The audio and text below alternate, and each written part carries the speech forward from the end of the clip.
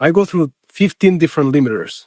Yeah. They see my limiters and it says -3 LUFS, and they're like, oh my God, you destroyed the song. I'm like, did you listen to the song? If you're going to master your own song, don't listen to it for a month, at least. Could you talk to us about how do you approach low end in different genres? I see many people, especially now with YouTube, all the tutorials are kind of the same. Mono your bass. It's like, okay, one moment. So stem mastering, great topic. I had that on my list for one reason. I have mixed feelings about it. Can you mic your own drums? I'm pretty sure you can, but it's not the same as hiring someone that been miking them for 20 years. Some people, they just think that adding X16 or X32 oversampling is better automatically, and it is not. Nope. This is the Self-Recording Band Podcast, the show where we help you make exciting records on your own, wherever you are, DIY style. Let's go.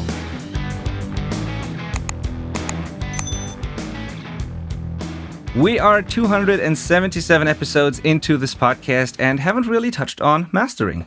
We did an episode on loudness and one where we explained what mastering actually is. It's been a while ago, but we only really scratched the surface, so we didn't dive really deep into it. Today we're going to change that. We're finally going a bit deeper on the topic, and we're doing it with an amazing guest.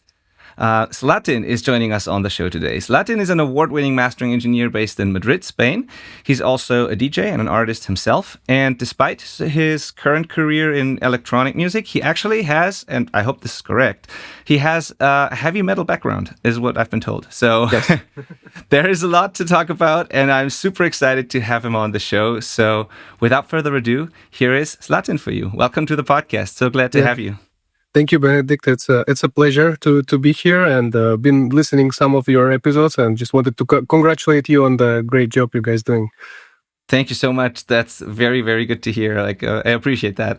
Yeah, I've been checking out your videos too, your social media. I was surprised when I saw how big your Instagram actually was, and also the quality of your reels. I checked some of those out because a lot of people put out fluff and useless content on Instagram, and even the short videos are valuable. And so, yeah, I really had fun going through these. That was cool. Thank you for that. Yeah, it's probably a bit weird, right, for a mastering engineer to have those numbers. Is it? Usually, it's like the dark side of all the, in terms of followers, at least in the audio world, it's usually the artist. But yeah, I mean, that's something I've been doing for quite a while, and thank you for pointing that out, because I always try, to show things that I would like to see myself, So. Yeah. Totally. Yeah, I noticed that. So before we get to the episode, if you're new to the show, welcome. Thank you for listening. If you are listening to this on a podcast app, please know that there's a video version available as well on YouTube, and the other way around too. So you can check this out on Apple Podcasts, Spotify, or YouTube, or wherever you enjoy podcasts.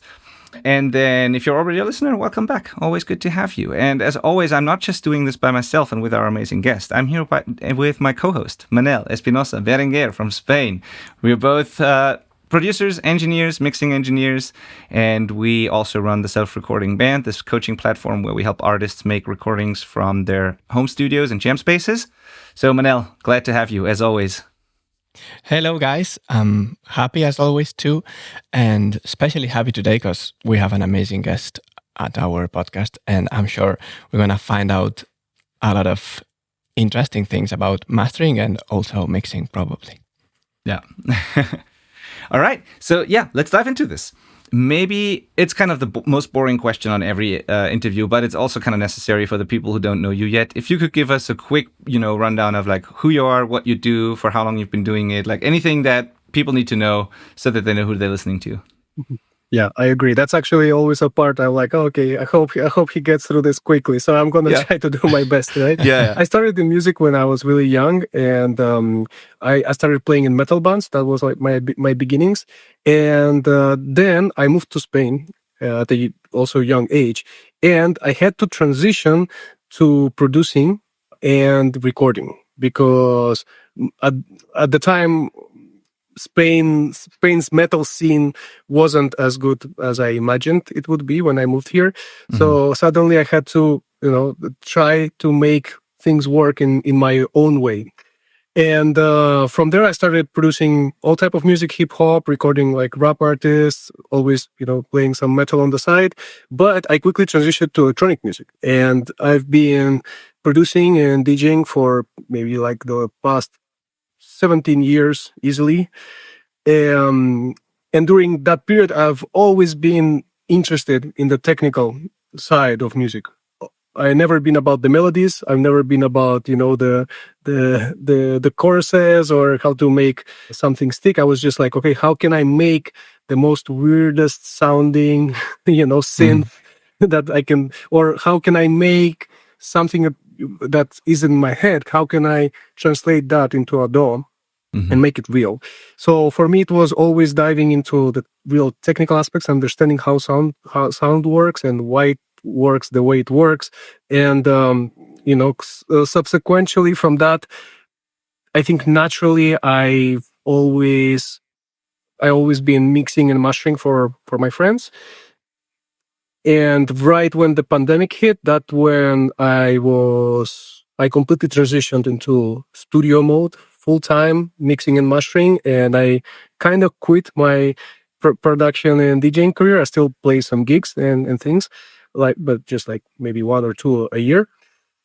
But mastering I started mastering all my friends at first, and then as soon as I made it public, suddenly I had like a full-time job. So it just continued that way since then.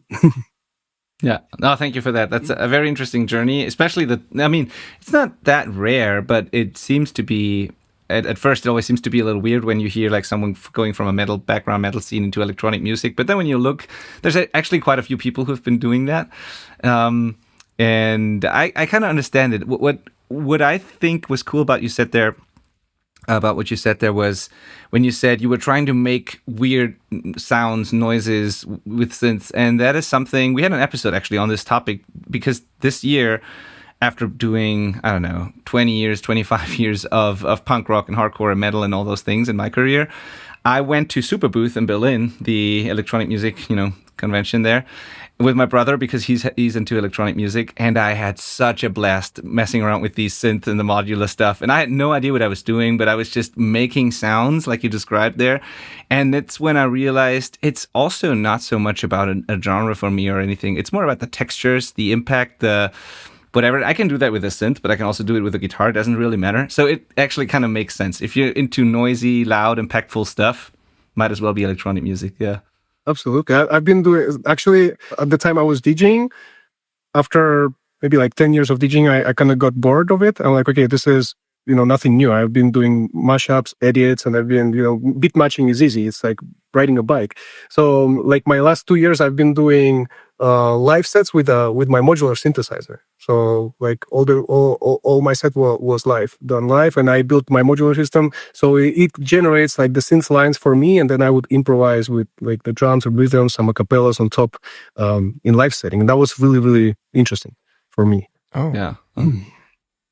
And that's what you plan to do at Tomorrowland 2025?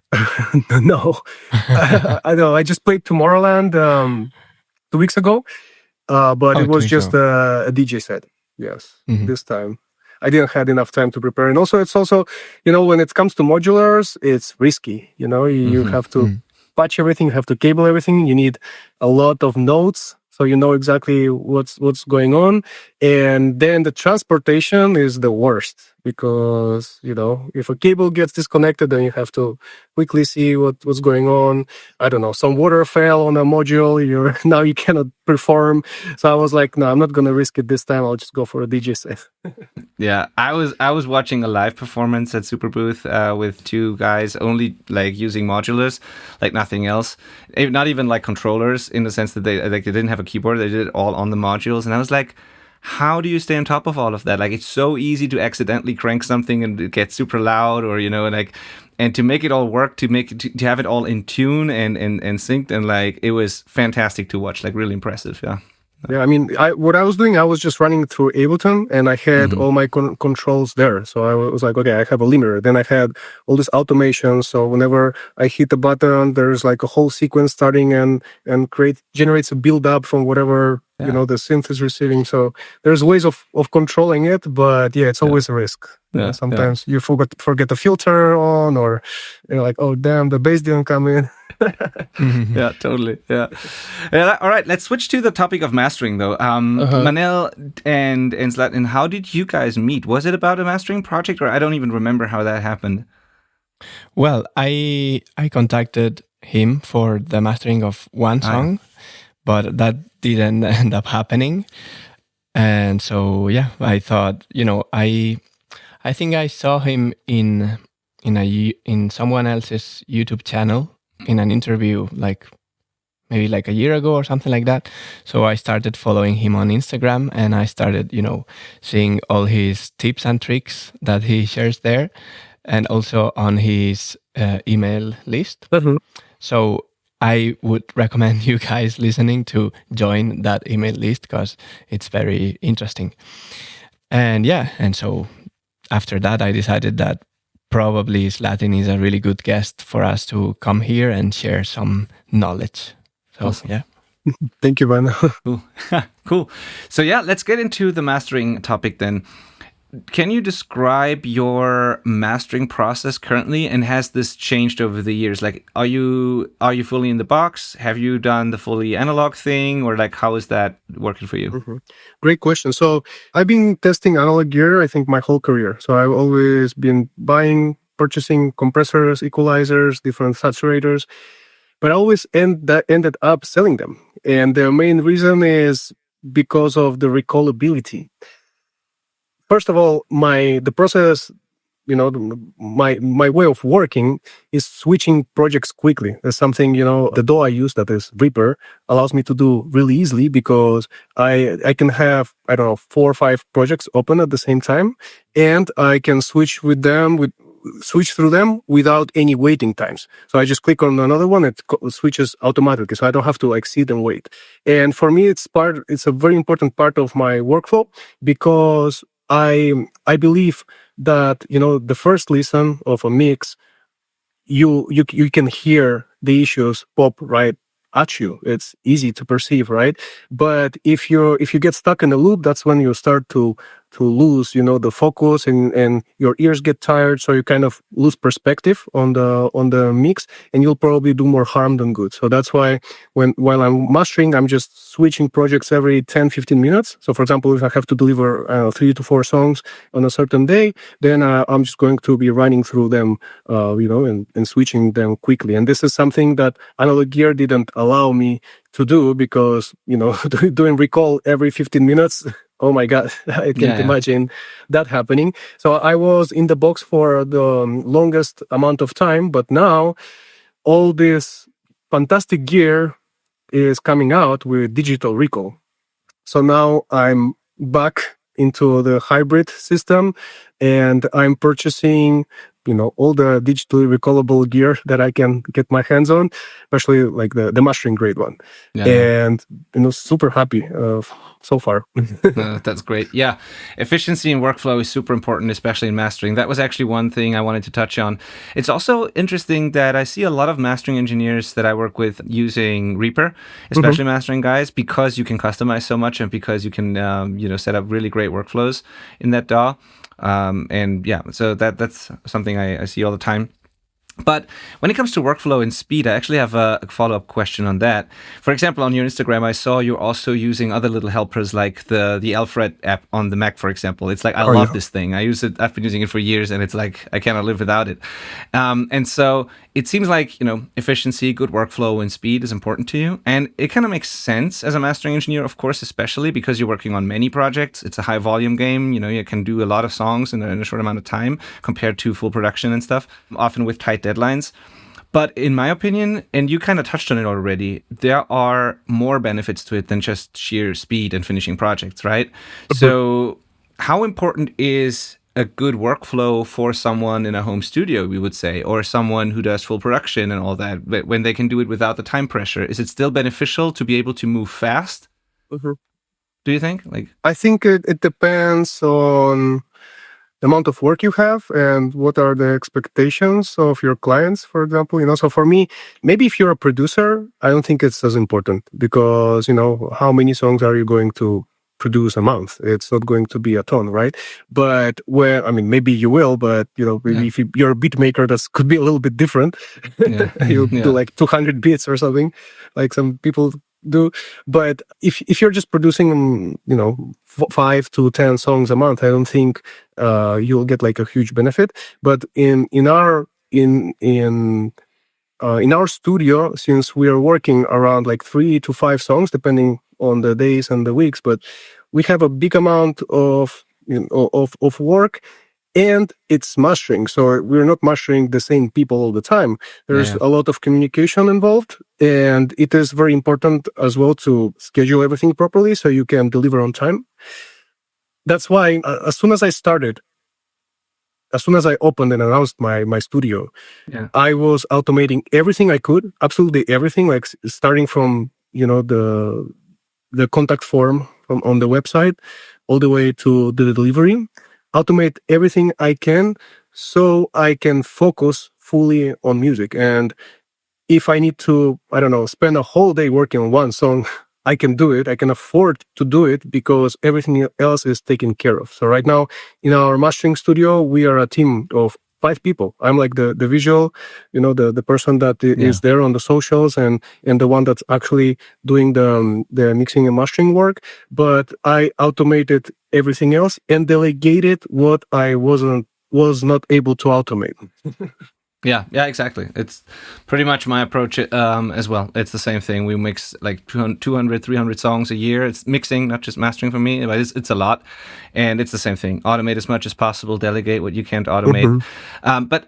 So that's great. The main question though, or why I was asking the question was, I think that if you move, of course you don't want to cut corners, but if you're able to move fast, it's like the objectivity thing you said earlier. It's like, I feel it's beneficial to be able to make decisions and just move on and not look back in many instances. And if your workflow is unnecessarily complex or you're just not set up for a good flow and you always have to look up things and you have to do repetitive things that are not really creative and not really helping the song, I feel like you're just wasting a lot of brain power and mental energy and bandwidth on stuff that doesn't matter. So even in a home studio, I think people shouldn't spend the majority of their time, color coding tracks or whatever.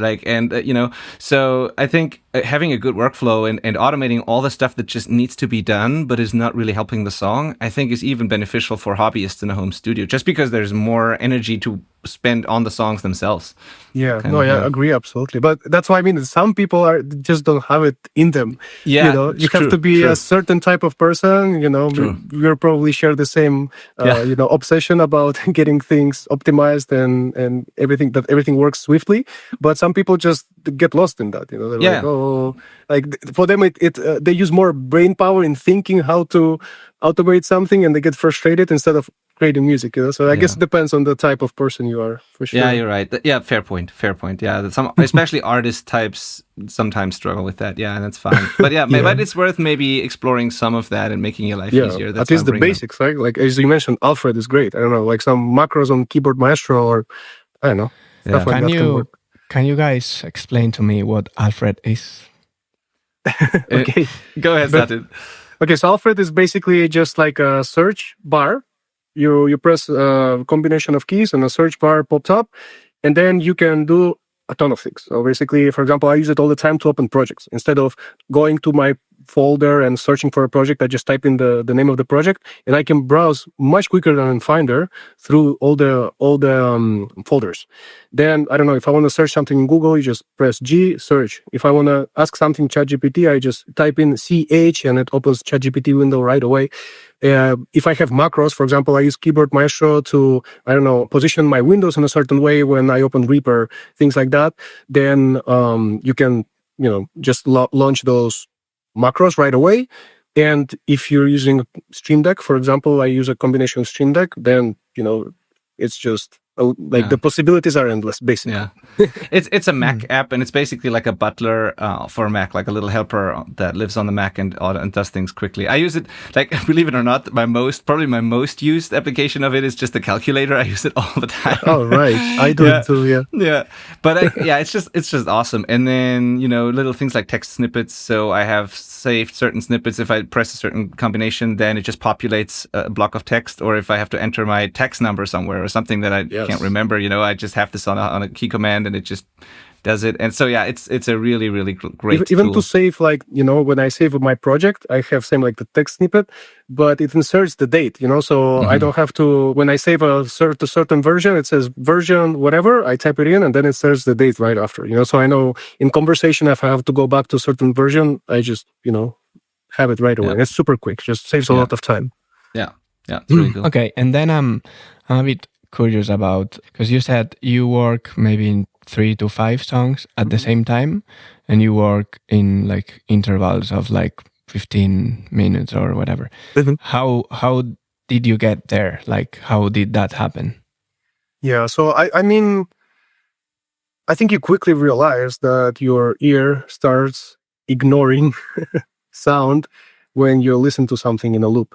It just happens naturally, and I'm not sure where I heard that, but I think someone told me once that it was due to how our ears evolved. So it's like a natural thing. For example, if you're in a forest, maybe you hear the leaves when the wind blows. You hear the leaves maybe for the first 10 minutes you're there, but then suddenly, when you just kind of brush it off, your brain just automatically turns it off, and then if you're speaking to someone, you're not really hearing those leaves and wind, or if you're next to a waterfall, whatever. So that our ears evolved in that way, so we can hear danger. So for example, if you're in a forest, I don't know, there's a bear or a lion coming, you can hear it coming because your brain ignores repetitive stuff.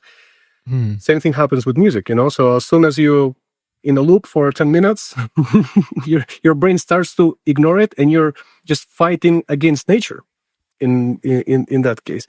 So that's why as soon as I noticed and realized that, I was like, okay, I just need to switch as quick as possible, because the first 10 minutes I actually make decisions that matter, but after that I'm just tweaking things back and forth and trying stuff, and at the end of the day my brain is trying to ignore it, so it's just I'm fighting against myself in a way. Yeah. Oh, that's interesting. Yeah, we have very selective hearing for good reason. Imagine, like, if we would focus on all the sounds all the time, it would be terrible. Like, we wouldn't, like, imagine you have to process all of that. And like you said, you have to be able to hear danger and stuff. So it makes total sense. Yeah. So Manel, you had a couple of things there on our little outline that I also found interesting. So you want to go ahead and go through some of these?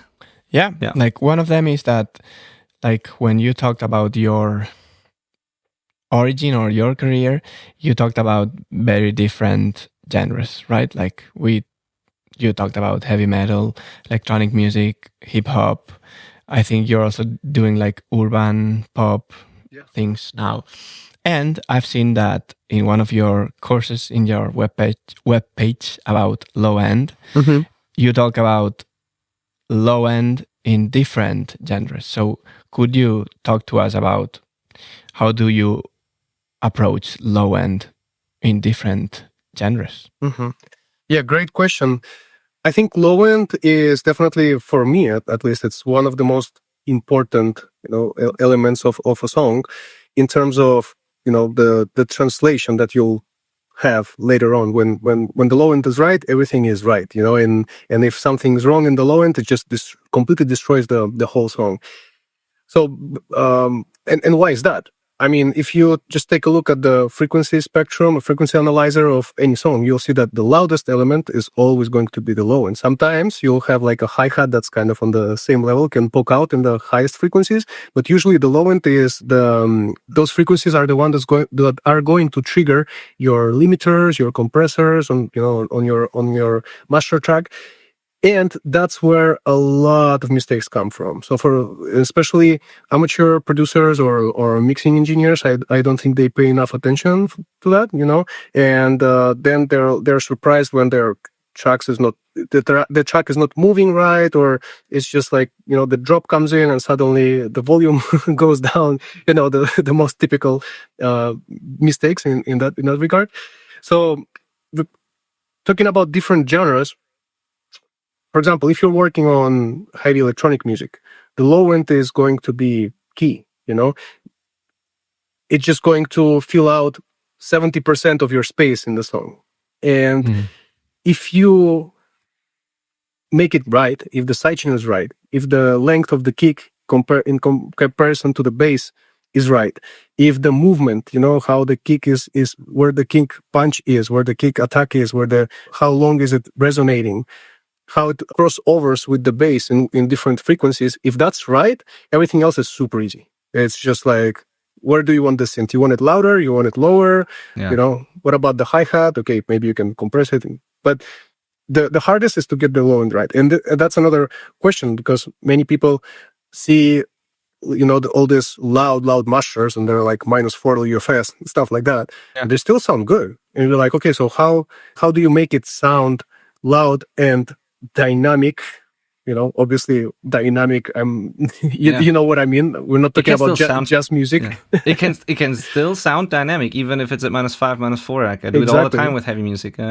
Yeah. So some people, maybe they see my limiters and it says -3 LUFS, and they're like, oh my God, you destroyed the song. I'm like, did you listen to the song? Yeah, exactly. It actually sounds great. I don't know what you're talking about. So I think there's an art to making the things loud and dynamic, but it all comes from low end. And the same, all the groove of every song. I don't think I ever encountered a song where that doesn't happen. All the groove comes from the low end and the low mids. Okay, so that's why I'm obsessed about it. I'm just like, I want to dial that right first, and when I have that, everything else is easy. You just put it on top, and that's more a matter of preference and colors and textures and microdynamics and other things. But the low end is key. And stylistically, depending on genres, you will have different balances. So, for example, if you're doing EDM, techno, then the kick is going to be fat and big. The bass will be on the same level as the kick, more or less, But if you're working, I don't know, like metal, rock music, it's going to depend on what type of color you're going for, because, same, if you're going for a more British classic sounding sound, maybe the kick is not going to be heavy at all. It's just going to be back in the mix. Or if you're going for a more American type of sound, you'll have the kick heavier, the bass is going to be more in front, so I think it's more about the genre. The big difference, I think, between electronic music, EDM, trap music, pop, reggaeton, and rock music, metal music, I think lays in the width of the lows and low mids. So usually for rock music, it's a bit wider, at least from my experience, and it feels nice when the low mids are a bit wider. But for example, if you're doing music for the club, it's usually the opposite. Like below 100, it's pretty narrow. You don't want that much. You don't want your face to be moving as much in the below 120 hertz range. So everything sounds a bit more centered. And that also is because of translation, obviously, and it has a sound. It has a sound. I mean, if you go to if the target, medium, if you will, or whatever, or playback system is a club system, then it makes sense, because there's not really an image people are all over the place in the club, and like it has to work wherever they are, basically. So the low end's got to be mono, more or less. And in rock or heavy music, like it depends. If you have down-tuned guitars and they are panned, then you're gonna have stuff below 100 or whatever, left and right. But in some normal, rock stuff, also it kind of stops where the guitars end, and that's usually also around 100, 150 maybe or so. So it can be pretty mono too. But then there's room mics on drums. So yeah, it depends. It depends. You're right. It depends. And then if it goes to vinyl, you tend to make the low end mono. That's another different translation thing. Yeah. So that's an interesting topic in and of itself. And you mentioned it a couple of times, is the translation. And I think in your work in mastering, that is one of the most important aspects. Actually, it's assuming that the mixers know what they're doing. Your job is to make sure that it works on all kinds of playback systems and just translates well and celebrates the mix basically wherever it's being played back. So. Exactly. Yeah, and coming back to the to the low end on the sides, I see many people, especially now with YouTube, all the tutorials are kind of the same. Mono your bass. It's like, okay, one moment. You don't have to mono, everything below 120 all the time. Sometimes it works great, but even then, some people use, I don't know, for example, the Ableton utility, to mono things below 120 hertz. If you're gonna do that, maybe try using Baselane Pro by Tone Projects or Isotope. It has like a side recovery function. So whatever you erase, it feeds it back to the mid signal back again. So you actually don't lose any information. So that can be helpful. And sometimes you just need to have that width. Same as you mentioned, if you're recording acoustic type of music, sometimes, having that little low end rumble on the lows gives it this sensation of natural. I don't know how to express this. I know what you mean. A natural feel, it just feels more natural, and it doesn't feel like sterile or digital. It's just part of the original sound. Sometimes it's good to have. Yeah, as long as the low end is in phase left and right, there's no problems, right? I mean, vinyl is a special kind of thing, but then again, the cutting engineer is doing the elliptical EQ anyways and doing it mono. But if the bass is in phase, there's no problem doing stereo bass stuff. Yeah, exactly. It's absolutely possible. I always add a chorus on my bass, like usually in parallel, not as an insert, but I always like my bass a tiny bit wider. Yeah, I actually think I don't know how you see this whole topic, but I sometimes wonder, like so many people have a setup where they have two relatively small monitors and then a mono sub.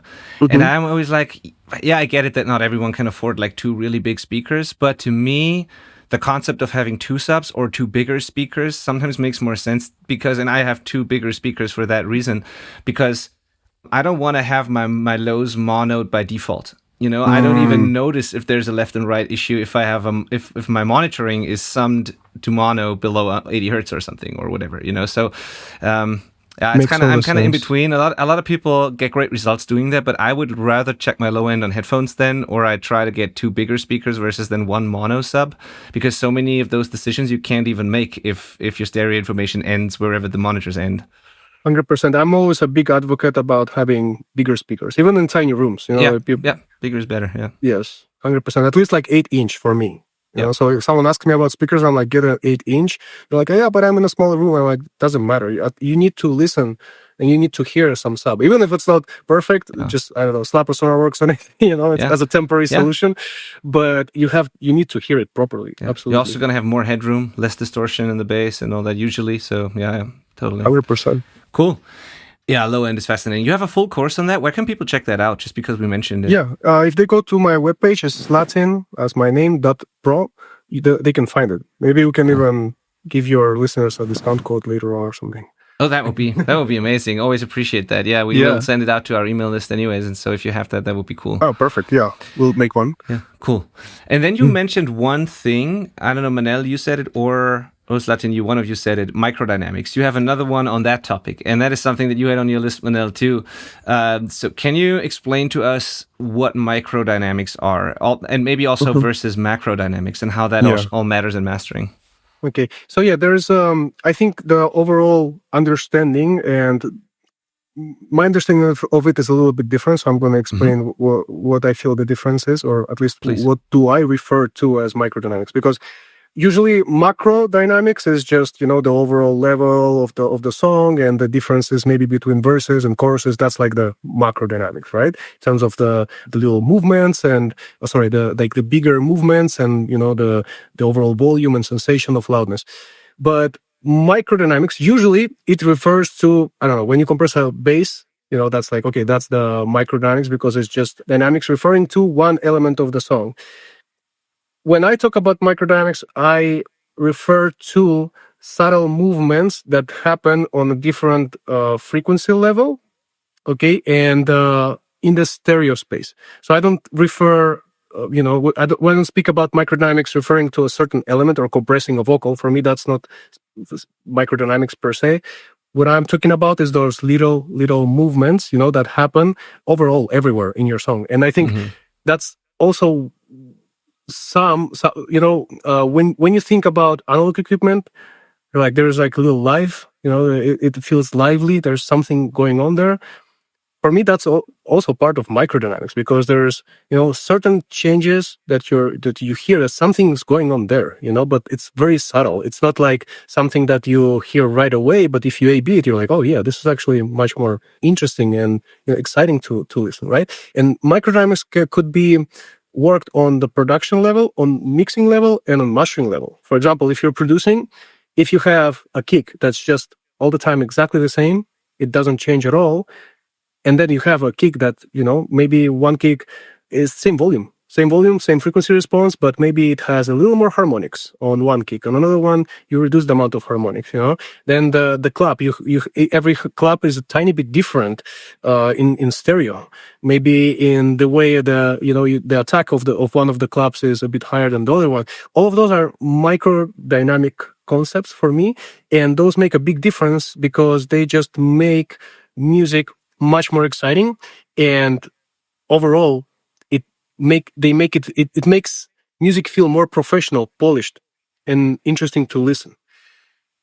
And this is, I think, where many people, aspiring producers get lost, because sometimes they send me a song for feedback or whatever, and I listen to it, I'm like, man, the production is great, the idea is great, the melodies are amazing, everything flows perfectly fine, but there's something missing, and it's not about a layer or you're missing more percussions. No, everything is there, but it's just doesn't feel alive, and that's, for me, that's where the life comes from microdynamics, those subtle little movements and relationship between different elements.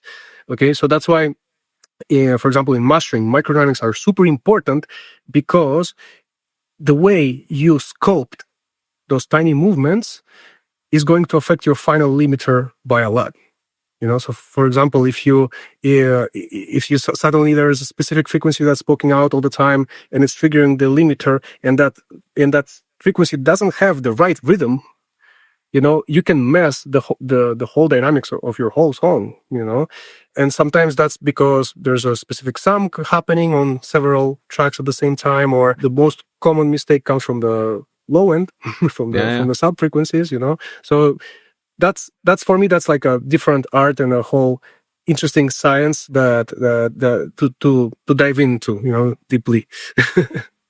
Totally. I'm fascinated by this. Also so on the mastering level, for sure. That's why I personally, when I master things, it's rarely, almost never just a limiter for me. It's almost always a combination of clipping, limiting, and then soft versus hard clipping, because that affects microdynamics too. Do I want to chop off the transients? Do I want to keep them a little pokey? Do I want to make them softer? And like all those things. And then what's fascinating to me also in mixing is those, and I'm not sure if I see microdynamics exactly the same way as you do, but I think I do to some degree. So to me, it's also the difference of something being really close and upfront and something being further back in the mix sometimes. Because to me, if something has very detailed, quick transients, they don't have to be super loud, but if there's dynamics in that it jumps out of the speakers, it sounds more closer to me. And when something's more even and a little flatter and a little softer, it's further back. It's the difference of someone talking directly to your ear and you hear all the nuances and the details, versus someone further back where it all becomes one. And you can create depth between layers by just manipulating those microdynamics. And yeah, it's a fascinating topic. And it's also something I think people often overlook when they make things loud, because yes, you can make things loud without crazy distortion, but maybe you're killing those little tiny transients and differences without noticing, and then it just sounds lifeless. It might not be distorted, it might not pump, but it can still sound lifeless. And yeah, absolutely. I think a great trick, this is something maybe could be interesting for some of your listeners.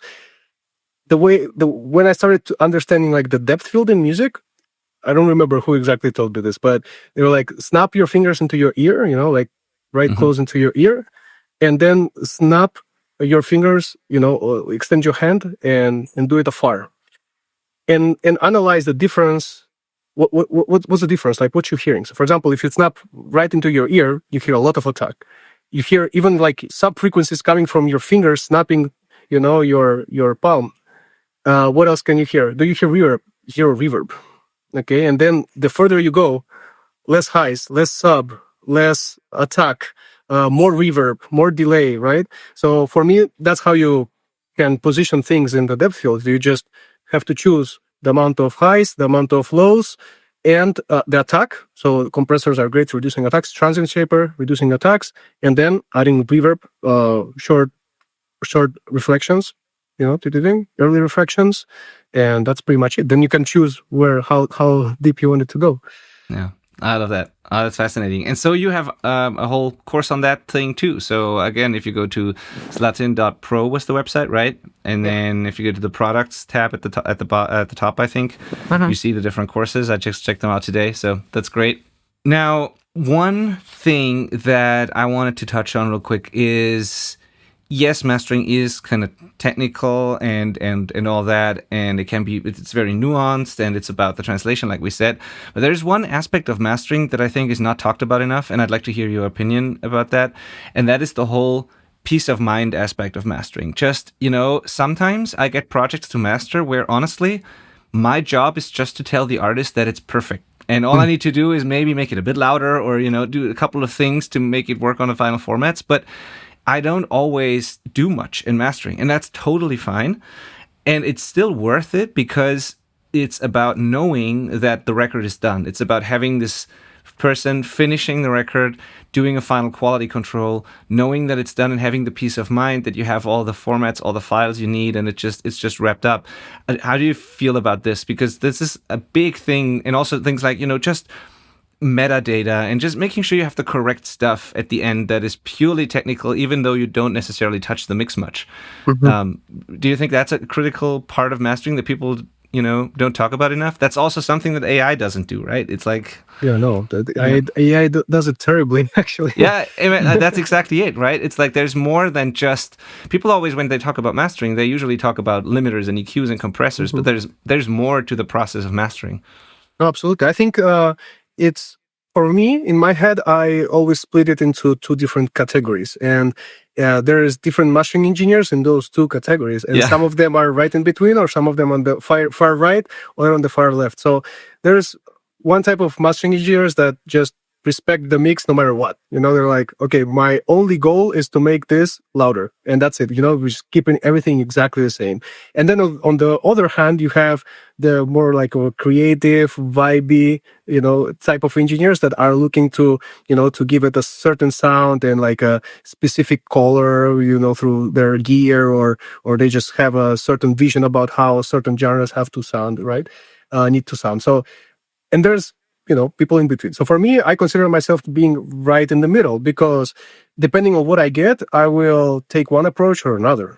Sometimes I get a mix that is perfect, as you mentioned. Like there's nothing to do, and in some occasions, it happened to me last week.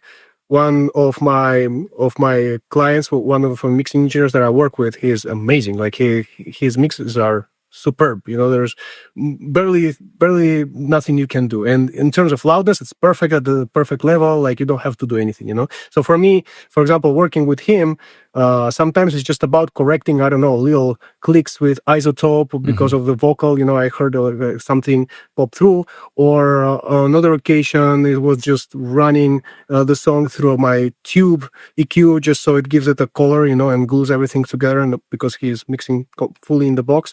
And in other occasion, it was I didn't even touch his master because it was sounding great. I just told him to take down specific hi-hat on the last chorus by 1 dB down, and that was it. Exactly. So sometimes it's nothing, but other times you get a song that it's like, okay, this is not ready for mastering.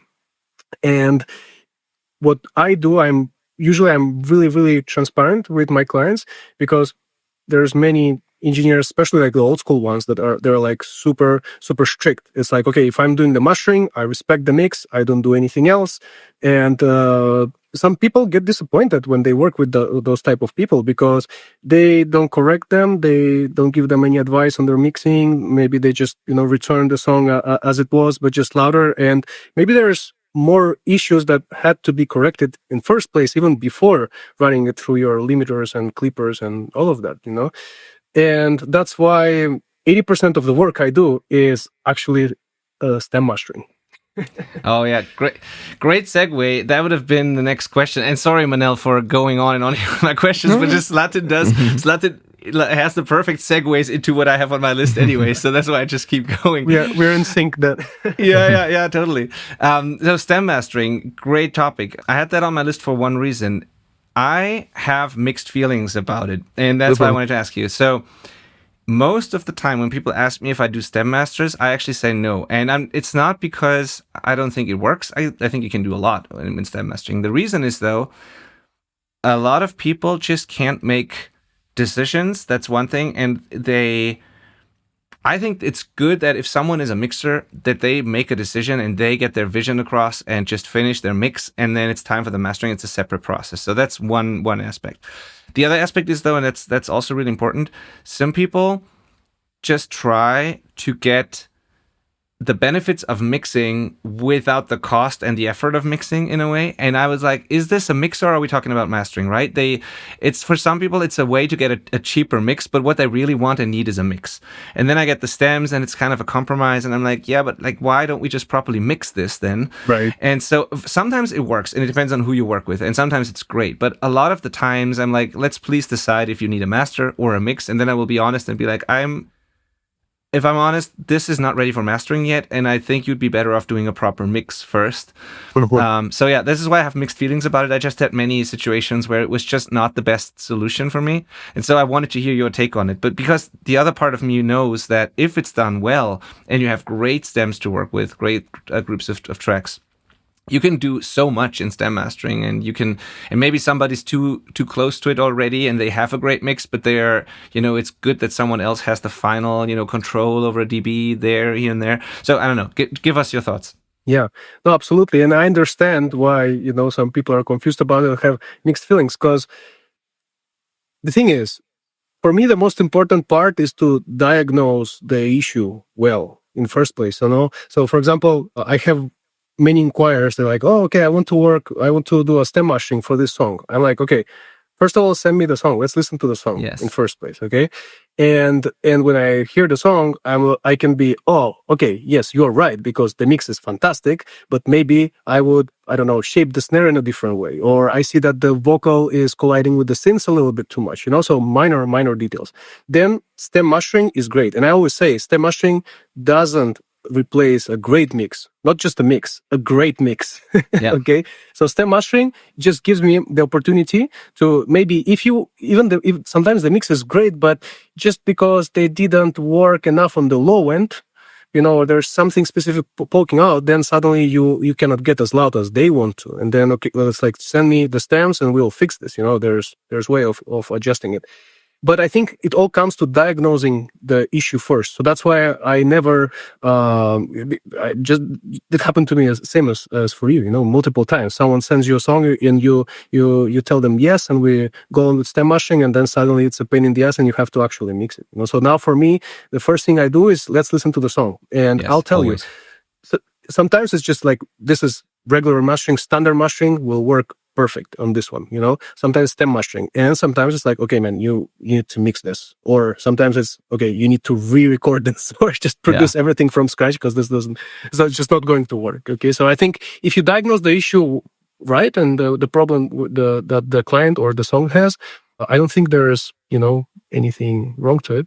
The biggest difference now, hearing you talk about it, is how you see it, like the mindset behind it, because to me it is, in both cases you have to finish the mix, like whether you do stereo mastering or stem mastering, you finish your mix.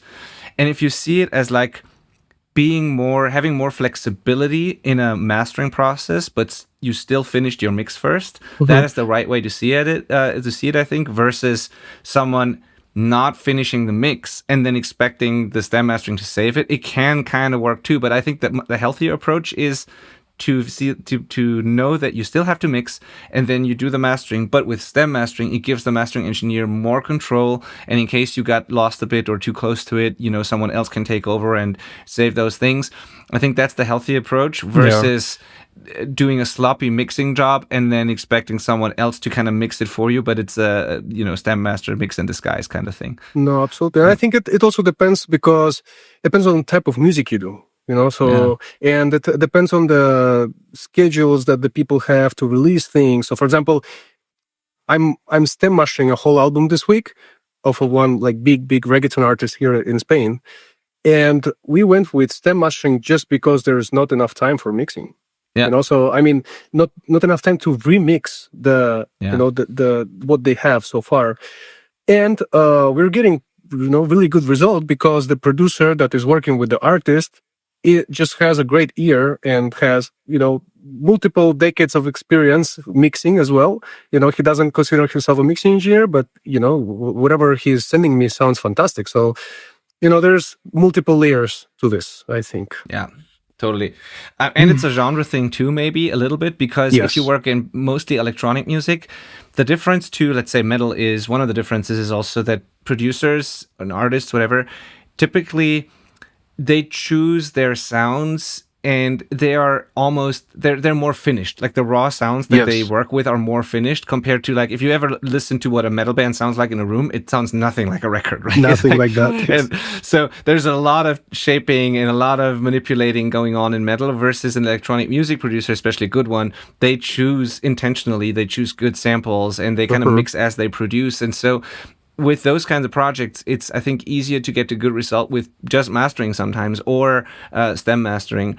I know, for example, a mastering engineer from Germany here who does a lot of great work in hip hop, and a lot of those people, those beat makers, they make the beats and mix at the same time, and all they really need is mastering. They don't even really need a mix because they choose the samples and all of that. Exactly. And so that is very common, but if you're recording a rock band or a metal band and you just group things together and send it off, it's not going to work. There's a lot of shaping you have to do on individual stuff, right? So exactly, and when you talk about like electronic music, I think mixing is part of production. Yeah, it's like completely part of production and sound design as well. Because if you're not mixing while you're producing, it's just not going to end well. Absolutely. There's no division, maybe with the metal it's different. Completely different. You have separate processes and it's good to keep them separate, but in electronic music it becomes one. Yeah. So it depends, what what stage and the genre.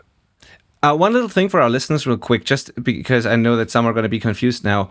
When we talk about stem mastering, what we mean is like, and this is very confusing, it's actually a pet peeve of mine, that people used to call multi-track stems all the time on the internet, when in reality stems are like groups of tracks. And when we talk about stem mastering, we talk about all drums, all guitars, or whatever. You can split it up in different ways, but we usually talk about groups and buses.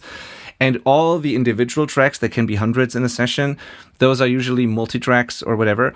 But it gets confused, and a lot of people call stems tracks and the other way around. And so the stem mastering means, like, normal mastering is the mix is done, everything's summed together, and then you take the stereo mix, which is just 2 channels, and you do the final touches on that and make it ready for release.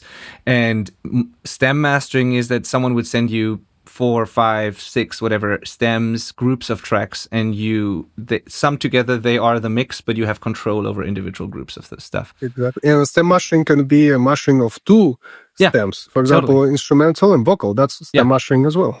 Yeah, absolutely. Yeah. And if you want to know what, like, just so we know that we have, and that's totally fine and actually perfect. We have a lot of beginners, people new to this in our audience.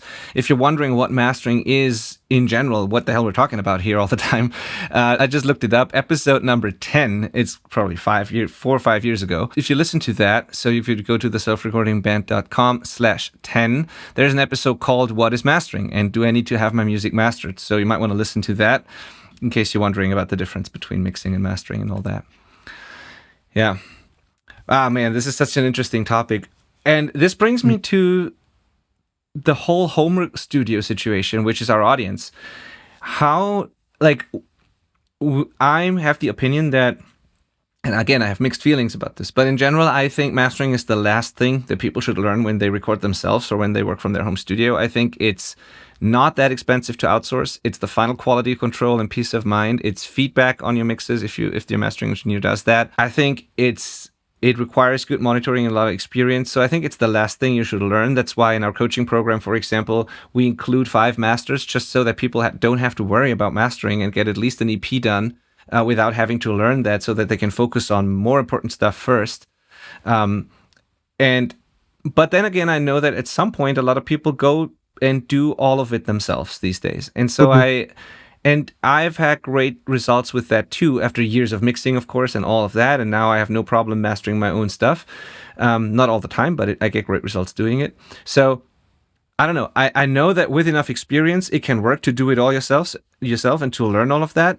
But I also think that especially in the beginning, mastering is not what you should start with. And I want to hear your thoughts on outsourcing mastering versus learning to do it yourself. I mean, first of all, I think it's important to mix as if there was no mastering, so that's the mindset you need to have. Love it. Like, I'm gonna make the best out of the song, and I don't care what's gonna happen, the mastering stage, because now for me, this sounds like a finished song. That's where you should be getting, like, as a professional, person that works in music. Then mastering is, it's just like a second opinion. Sometimes the artist I work with, whatever they send over sounds great, but maybe they don't have same acoustics as me. They don't have the same speakers as me. They don't have the equipment I have, and they don't have experience listening to maybe, all different genres and understanding like all the little, things that each genre has. So for example, I don't know, there's now in pop music, sometimes they add like drum and bass drums, but a person that never listened to drum and bass is not going to nail that. They're going to sound like, the rhythm will be drum and bass, but the character and the punch and the texture is going to be nothing like it, right? So I think, if you want like a second opinion of someone that has a lot of experience listening music in great environment and knows perfectly his room, and how things should sound, then it's a good idea to outsource it. But it's saying, for example, I don't know if you can. I think this is. You can apply this to many other things. So, for example, I don't know. I was speaking to a friend right now, and he was telling me all about drum recording. I'm like, that's a whole different art and science. Can you record and can you mic your own drums? I'm pretty sure you can. But it's not the same as hiring someone that been miking them for 20 years. He's gonna kill it, and it's going to sound completely different, right? So I think it's depends on, and also if you're releasing things independently, and I don't know, you don't absolutely don't have any budget, maybe it's better not to hire mastering, But if you want to do things professionally, like how major labels do, like how all big artists do, then you should consider it. Yeah, and I agree. And there's two kinds of people or two kinds of opinions often, where some people say never master your own music, it's always, and I can see all the benefits of not mastering your own music, don't get me wrong. But I also know that there's so many great mixing and mastering engineers these days who get great results mixing and mastering their own stuff. And I do it all the time too, and it gets released on labels and works just well. So I know it's possible. And then, then there's like, on the one hand, mastering is not the most expensive part of the process. So if you don't have a budget, maybe it still makes sense to hire at least a mastering engineer so that you have at least a finished product that works. Mm-hmm. But then again, you could argue that maybe mixing or production makes a bigger impact on the whole thing. But I don't know. Like, I think I just wouldn't worry about it in the beginning. Honestly, I would find a mastering engineer who's great, and I would not worry about that part of the process at all, for as long as I can, until I get to the point where I'm super happy mixing and with my mixes and productions and all that, and then I can dive into mastering.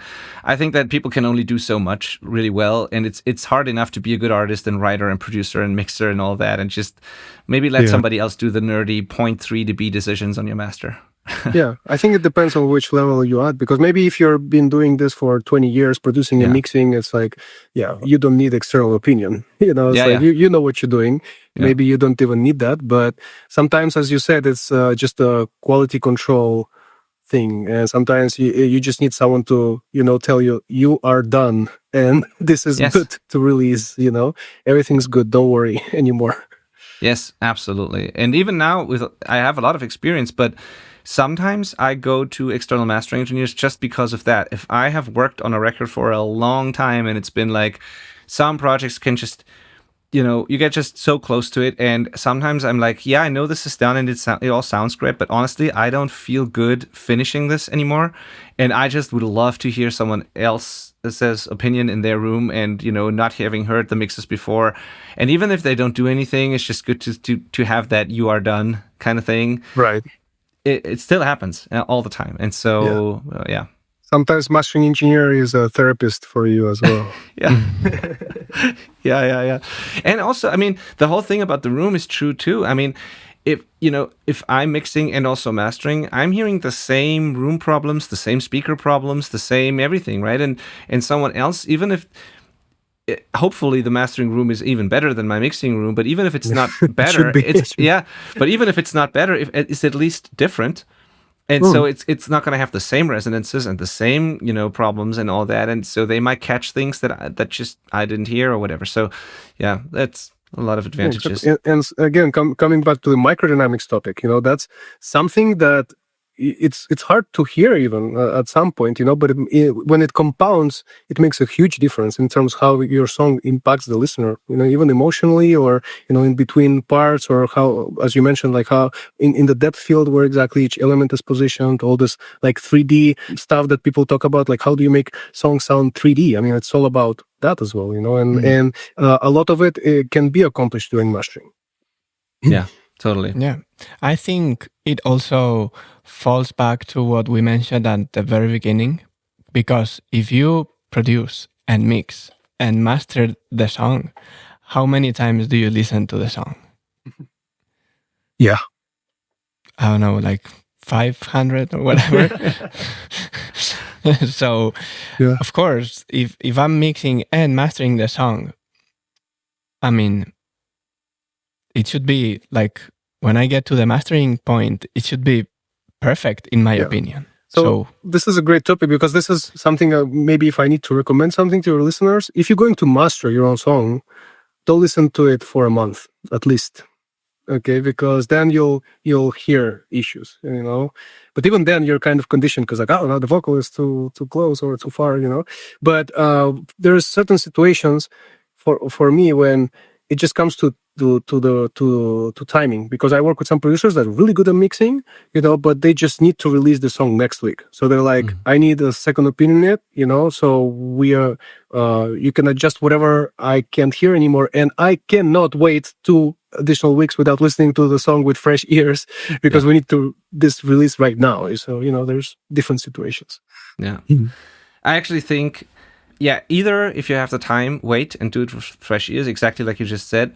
Or what is the case for me in many projects is, honestly, if I mix and master, it becomes one process. I don't even think about it in a different way. It just, basically, I'm just mixing, but I'm also doing the mastering processing, sort of, which is not really mastering. If it's not, like, it's just mixing with a master chain on it, basically, finishing it. And it's just, because I'm going to do whatever I can to finish it and make it sound good. And you can say that's part of mixing, you can say that's mastering, whatever, but at the end I'm done. And so if I want to do true mastering, like in a separate process, I have to let it sit there for a while and don't listen to it. Absolutely. Exactly. But oftentimes the reality is it just becomes one, and the only thing that's then separate is the sequencing and all that kind of stuff, that part of mastering. But very often it's just when the mix is done, the master is also done. Yeah, exactly. At the end of the day, you're getting a good sounding file, and that's exactly what you need to get. Yeah.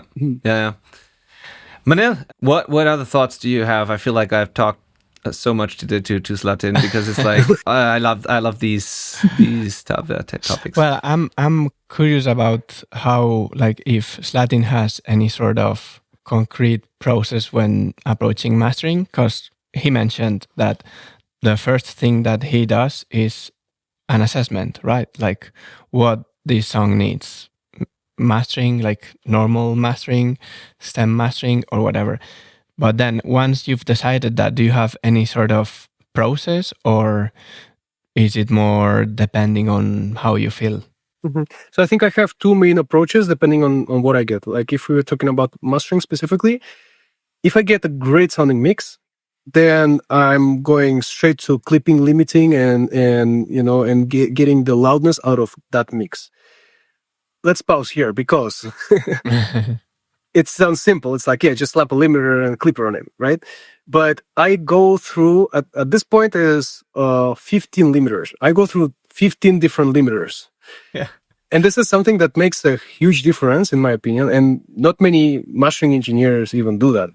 Maybe they have 2 or 3 favorite ones. But what I realized through all these years of working in mastering is that a limiter makes such a huge difference. And many people just don't even have the opportunity to hear it because they just slap a Pro L2 on it or a maximizer and call it a day, But there's so many differences between all limiters. And I think there's like 4 or 5 that work the best for me, but sometimes it's, you get so surprised. Maybe a limiter that never worked on, like the past 6 songs, it didn't work at all, suddenly just shines on one of them, where Pro L2 just completely sucked. Okay, so that's why for me I spend like the first 15-20 minutes finding the best setting for each limiter, and then I A/B them quickly, and then I just end up with 2 or 3 depending on the song. Okay, and then depending on how you're clipping and the way you're modulating the microdynamics, how the limiter is triggered with the mids and the sides and all different frequencies, you can find the groove and the movement and make things loud and dynamic at the same time. But that makes a huge difference. Okay, so that's my first process. If the mix is great, I'm going to go through all this process first. Then I'll switch to another project after 15-20 minutes, as I mentioned before, right? And do the same thing with another project. If the mix is not quite there or there's things to improve, then I'll just start by finalizing the mix in a way, right? Maybe there's the low-end issues or certain frequencies that are poking out. Maybe the stereo is too narrow or too wide. Depends on the genre. Maybe there's a specific color that the song needs overall, to feel glued and interesting and natural. And then I'll move on to the clipping and limiting. I do a lot of parallel processing as well overall, like in mastering, specifically if I need to, enhance the mix in certain ways. Do you find it's easier for you to make good decisions even if you have to fix the mix a little bit, but do you find it's easier to bring the volume up or the loudness up first, just so you have your consistent listening loudness? That's something I often do, where even if I remove the limiter again later or change it, but like I make better decisions if I bring it up to a certain degree, at least in the ballpark first, even if I go to the EQ then or whatever, just because constant monitoring volume helps me immediately realize what's going on. I'll do that all the time. Actually, since I'm using the RME card, I have my controller here all the time. Yeah. And I have a preset. So if I press this button twice, it resets my listening level. So I know I just set a specific level like a year and a half ago that I'm comfortable listening at. And whenever I'm in doubt, I'm like, is this loud enough? I just switch back. I'm like, okay, now I see. Now I can understand. Oh, there's not enough low end. There's, the highs are harsh, or there's not enough pressure coming from the song, because you're used to listening music at that same exact level. So I think that was your question as well. Right? Yeah, totally. 2 different things. The one is the listening, the monitoring volume. That's always the same, like you said. It's calibrated, and I can go back to that. But then also bringing up the loudness of the mix with the limiter first, so that I don't hear a super quiet mix, but I can hear it in the ballpark loudness, sort of, even if I have to go back to EQing stuff. But those are they're completely related, because absolutely. If you set the level first, then you know how loud you have to push it. Exactly. Yeah, that's totally right. Yeah. Interesting. The thing about the limiter is, I think, not enough people do it, but also, again, it's something that most people, to be fair, just can't hear in the beginning, especially, or it's very hard to hear those nuances. Also part of why there are mastering engineers, and it's great to hire them. But it's fascinating once you dive into the topic, and if you have the luxury of having multiple limiter plugins, for example, and then comparing them. Because even if you just do a little bit of limiting, they all have a sound. Even the different, like, if you ever went through the different algorithms on Pro L and you listen to the delta, which is a very good exercise to do, so you can actually hear what the limiter is taking away and how much it digs into the sustain versus just the transients and all that. It's mind blowing what the differences are. And sometimes things like, for example, I hate the true peak sound on the Pro L2. I just don't like what that sounds like. It just makes things soft to me. But then again, there's the occasional project where I think, the drums are really pokey and clicky, and that is the one project where I enjoy the true peak function because it makes those transients softer. It's like things like that. Absolutely. Yeah. Yeah, and same with oversampling. That's another topic. Yeah. Because some people they just think that adding X16 or X32 oversampling is better automatically, and it is not. Nope. It has a sound, and on some songs it will work, on others it will not. Yeah. So back to Manel's question, though, real quick. So to sum that up, so your process consists of possibly multiple stages of clipping and limiting, depending what the song needs. There's probably going to be some, like if the mix needs it, some sort of cleanup EQ, some sort of color EQ to make it nice, I assume. Do you compress much at all, assuming that people are using mix bus compressors already, and that do you still put a compressor in front of the clipper and limiter, and like, is there anything else in your chain that you're typically using? I know it depends on the song, but just... Yeah, it depends. But talking about glue compression, for example, that's another thing that all the YouTubers are constantly using everywhere. Glue compressor here, glue compressor there. I think, for me personally, from my experience, glue compressor is only necessary when you are looking for a specific tone and vibe. So for example, in rock music, it's almost impossible not to use some sort of glue compression because it's just part of the sound of the genre, but if you're doing hard techno, maybe that glue compressor is doing more harm than good. Maybe you're losing volume because you're compressing something that doesn't need to be compressed. So in that cases, you will reach out for expansion, for example, maybe using a dynamic EQ in expansion mode, so you can generate the same effect of glue, but working towards loudness and creating a movement that you like. Okay, so I don't really have a chain. That's the whole thing. Because whoever tells you copy my mastering chain, yeah, ignore that person. Like, don't copy it, please. Don't do it, because each song is completely different.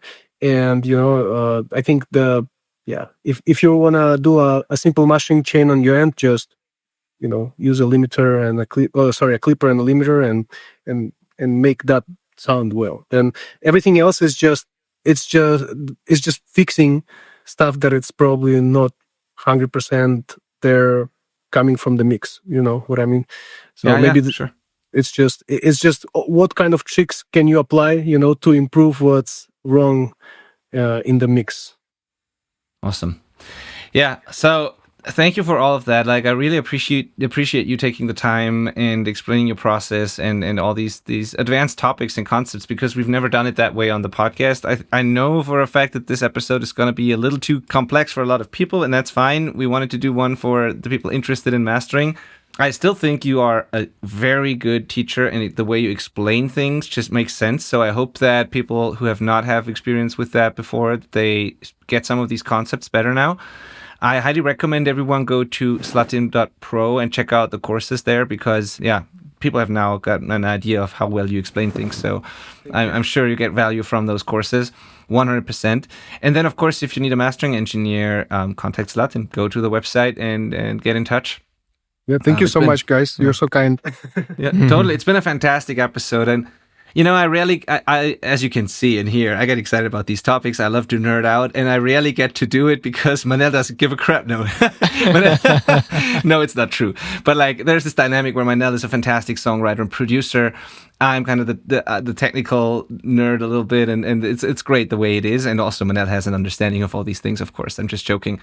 But I don't get to do it that often on the podcast, also because of our audience, who is mainly artists and musicians, right? But I think every once in a while it doesn't hurt to cover these things. And for those who want to go deeper, check out Slatin's courses, or go to the selfrecordingband.com and apply for our coaching, of course. Then we can dive into all those things too. But thank you so much for coming on to the podcast today. And thank you so much. If there's anything else we can do, let me know. I would talk like for 4 hours here. It's all this nerdy information I'm so passionate about, and we can do a part 2 at some point. You can come back anytime. I'm down. Like I can do this indefinitely. So whenever you guys want. Perfect. So did we forget any links or anything that we send people to? It's slatin.pro, but is there anything else? Maybe my Instagram. That's where I post the most, like the reels and all the educational content. It's at Slatin, Slatin Eyes. and there you'll find all the content that Benedict was mentioning at the beginning of the podcast as well. Great. Perfect. Yeah, so I hope we'll do a part 2 at some point. If we, before we do that, if you've enjoyed this episode, please get in touch or leave a comment on YouTube. Let us know if there's anything you need more information about, anything that you didn't quite understand or that we didn't touch on. Let us know what you're interested in on the topic of mastering, and so we can cover those things in another episode. We appreciate you listening to this, and thanks again, Slatin, for your time and your expertise today on this show. Thank you so much. Thank you, guys. Bye-bye. Bye.